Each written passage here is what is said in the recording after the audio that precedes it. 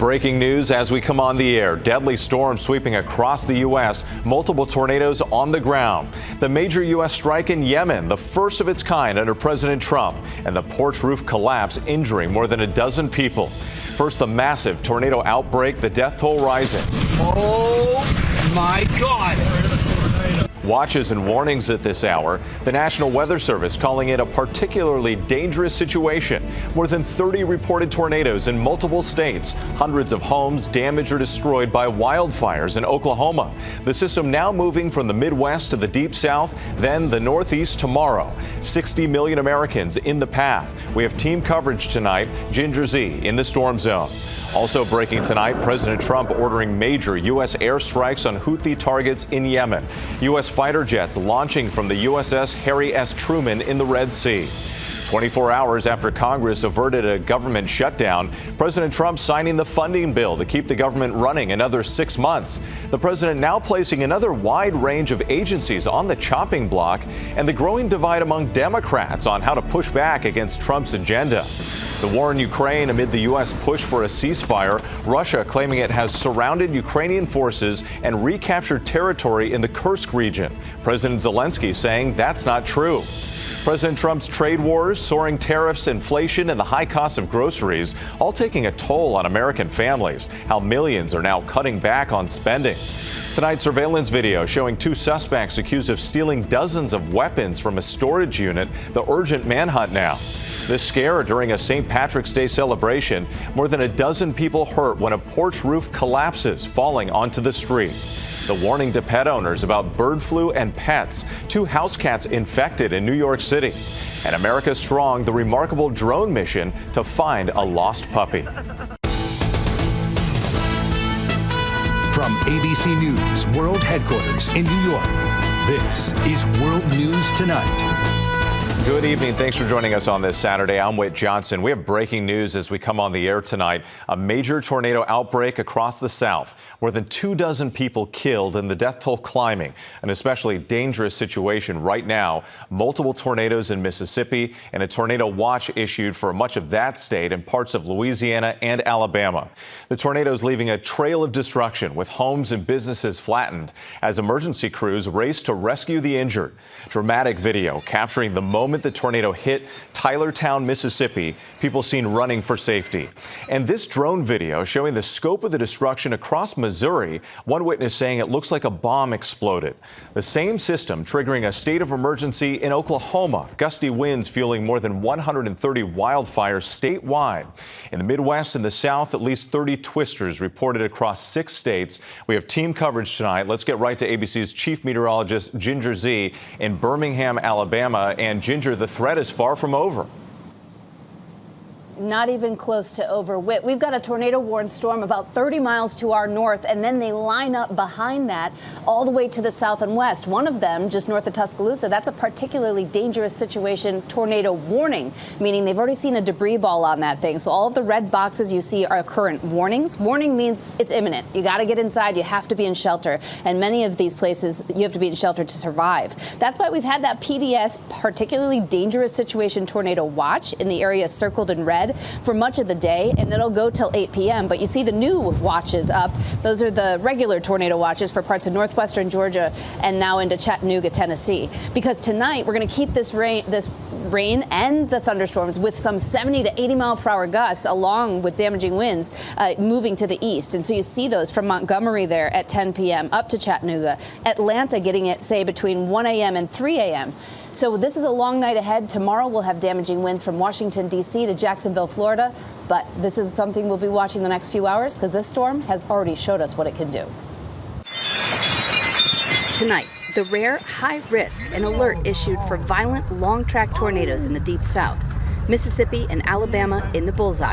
A tornado emergency declared just west of Hattiesburg.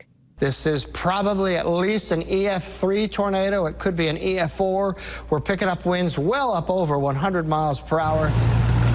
Homes and other buildings ripped apart, trees splintered into toothpicks, stripped of their branches. More than 30 tornadoes reported across 6 states. North of Jackson, Mississippi, a race to reach the injured after a twister tore through the community of Elliott. The tornado sirens still sounding. Okay, guys. We're here. Okay, everything's okay. First responders carrying this person away in a stretcher, people embracing and carrying pets. In central Missouri, a father and son caught in a twister at a Raleigh gas station. Look at all that debris. Oh my God. We are in a tornado. Daylight revealing the roof peeled from this shopping center. And west of St. Louis, truck driver Rich Crow telling our Matt Rivers he'd pulled over for the night to wait out the storm, and a tornado hit. Everything went black. I turned on my headlights and my brights, and right after I did that, something hit the side of the truck, just flipped it over and blew up. And you were inside? Yeah. A fellow trucker coming to help him before first responders arrived. Some of the buildings hit, just a total loss. The windows in that Burger King, they're blown out, and look at what's left of this convenience store. The roof entirely torn off, shattered glass everywhere, and this is just a sample of some of the destruction we've seen. All part of a major cross-country storm that has already claimed at least 28 lives. As the center of the storm scraped across the plains, a tight pressure gradient producing wild, widespread winds, fanning the flames of more than 130 wildfires breaking out in Oklahoma alone, burning more than 265 square miles, destroying nearly 300 structures. West of Tulsa, Manford Police Chief Jerry Ridley showing our affiliate KTUL. This has been one of our really hard hit areas here, and then the addition back behind it. Oh, so these are homes that are on fire? Yes. We've lost several houses. Those winds also fueling blinding dust storms in the Texas Panhandle. We should see the worst of the storms pass through here in Birmingham in the next 2-3 hours, about sunset. And then after sunset, we know how dangerous storms can be as they cruise east. Anybody from Lexington down to Tallahassee, please have 2 ways of getting these warnings that will wake you from a dead sleep so you can stay safe. We know you and the team will be tracking it for days to come. Ginger, thank you. And more on that destruction in Missouri now from this tornado outbreak. Let's bring in ABC's Matt Rivers in Villa Ridge, Missouri. This is just west of St. Louis. And Matt, what are you seeing on the ground there? With the destruction is simply devastating. There's no other way to put it. You can see where this tornado came up that ridge behind me, damaging those 2 houses. It comes up the hill, and you can see there's 3 houses. 1, 2, 3 houses. The second floor is all destroyed on each one of those houses, including this one. You can see that what was a bedroom in the corner there, that's where a child has his bedroom. Thankfully, they weren't home. Amazingly, neighbors say no one in this neighborhood was killed as a result of this, but we know that was not the case through the rest of the state of Mississippi. We know Missouri. We know at least 12 people have been reported dead so far across the state. A devastating storm passing way through here. We know that recovery efforts are underway. Electricity still remains out for about 100,000 people, Whit. And as we noted, it's going to be a long night for much of the country. Matt Rivers, thank you. We are following more breaking news at this hour. The U.S. launching large-scale military strikes against Houthi rebels in Yemen. U.S. Central Command releasing this video of FA-18 fighter jets taking off to conduct those airstrikes. This was the first strike on the Houthis under the second Trump administration, and the president promising to unleash, quote, overwhelming lethal force. Trump also issuing a stern warning to Iran. Here's ABC's senior White House correspondent Selina Wang. Tonight, smoke rising over Yemen's capital after the U.S. launches large-scale strikes against Iranian-backed Houthi militants. So far, the largest and most significant military action of President Trump's second term. Trump saying the Houthis have waged an unrelenting campaign of piracy, violence, and terrorism against American and other ships, aircraft, and drones. We will use overwhelming lethal force until we have achieved our objective. U.S. officials tell ABC News the air and naval strikes hit radars, air defenses, and missile and drone systems. The attacks could last for several days and intensify in scope and scale. A spokesperson for Yemen's Ministry of Health says at least 9 people have been killed and 9 more injured in tonight's strikes, claiming most of the casualties were civilians. The American aggression on Yemen is a criminal escalation that will not break the resolve of the Yemeni people and will only increase their determination to support Gaza and the resistance. Since the Hamas assault in Israel in October 2023, the Houthis have launched more than 100 attacks on vessels in the Red Sea. Trump now warning the Houthis the attacks must stop or hell will rain down upon you like nothing you've ever seen before. and sending a stark message to Iran demanding they end support for the Houthis immediately. Clearly, the intended audience here was Iran. The Trump administration has made it clear that they want the Iranians to negotiate an end to their nuclear program. And if they don't, there could be military action like we saw tonight directly against Iran. And with the Biden administration also launched similar strikes on the Houthis, but that didn't stop their attacks in the Red Sea. A source familiar with the plan tells me that the U.S. military action that comes next depends on how the Houthis respond. Whit. Selina Wang at the White House. Thank you. Next tonight, President Trump signing a funding bill to keep the government up and running. The Senate clearing the measure on Friday with help from 10 Democrats, exposing the growing divide within the Democratic Party over how to push back against President Trump's agenda. ABC's Perry Russom reports from Washington. Tonight, President Trump signing the government spending bill into law, avoiding a government shutdown and sending Democrats into disarray. Senate Minority Leader Chuck Schumer crossing the aisle supporting the Republican-led bill, even after calling the bill a terrible option. I believe that allowing Donald Trump to take even more power via a government shutdown is a far worse option. House Democrats slamming Schumer for his vote, igniting Democratic infighting, leading to questions about Schumer's political future. Is it time for new leadership in the Senate? Next question. Democrats have been unable to stop the stampede of Trump's policies, with Republicans controlling the White House and both chambers of Congress. Trump signing another round of new executive orders on Friday. They include revoking President Biden's actions to protect the human rights of transgender people and reversing Biden's action that raised the minimum wage for federal contractors to $15 an hour. It comes as Elon Musk and the Department of Government Efficiency are aiming for new cuts, among them seeking to eliminate the U.S. Interagency Council on Homelessness and the Institute of Museum and Library Services, all as the Democrats search for a unifying voice for their party. And with the government is now funded through September, so we could go through all of this again in just 6 months. Whit. Perry Russom for us tonight. Thank you. Overseas now to the war in Ukraine and Russian troops advancing as efforts continue to reach a peace deal. Russian forces releasing this video purportedly showing territory recaptured in that region. The destruction on full display with damaged residential buildings and destroyed military equipment. Meanwhile, President Zelensky denying reports that Russian forces have encircled Ukrainian troops. ABC's chief international correspondent James Longman in Ukraine. The U.S. plan for peace in Ukraine is hanging in the balance tonight, with Vladimir Putin's forces on the attack in Russia's Kursk region. Russia says its troops are surrounding Ukrainian forces there, although Zelensky disputes that claim. The fight shows no signs of stopping after Putin demanded conditions to the 30-day ceasefire proposal. Today, the UK, a key U.S. ally in the defence of Ukraine, with a stark message. If there's going to be lasting peace, there's going to have to be security arrangements. A deal without security arrangements is not something which Putin respects. US envoy Steve Witkoff left Moscow on Friday after speaking with Putin. No details have emerged, but Trump called those talks productive. What's the plan if Putin doesn't agree to a ceasefire? Bad news for this world, because so many people are dying, but I think he's going to agree. I really do. Putin wants to annex huge parts of Ukraine, including the city of Zaporizhia, home to more than 1 million and a major power station. As the war rages, the commander of all medical forces for the Eastern Front is responsible for getting the injured back to the front line. Do you trust Donald Trump? Do you trust him? If I trust to Donald Trump, I don't have another opportunity. You have no choice. Yes. I don't think maybe he knows something what we don't know. I don't know. And the issue is no one really knows what Putin wants. He says he wants discussions about security, but those demands seem designed to simply play for time. Whit. James Longman in Ukraine again tonight. Thank you.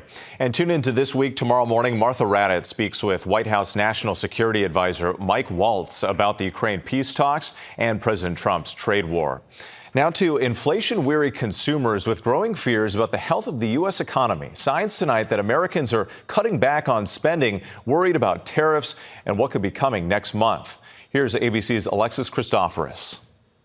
Tonight, signs that Americans are pulling back on spending as concerns grow over tariffs, inflation, and fresh fears about a recession. All the uncertainty weighing on consumer confidence, now at a 2-year low. I'm definitely buying off brands. I'm buying less.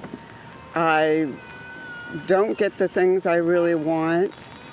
I'm really bargaining. You have a budget every week, and I feel like every week it just gets harder and harder to stay within that budget.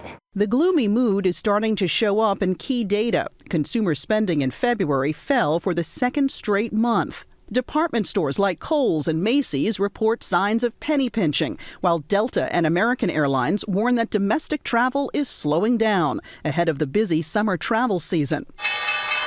President Trump's stop-and-start trade wars rattling Wall Street. Americans' 401ks taking a hit as the S&P 500 plunges more than 8% from its record high just 3 weeks ago, at one point wiping out $5 trillion in market value.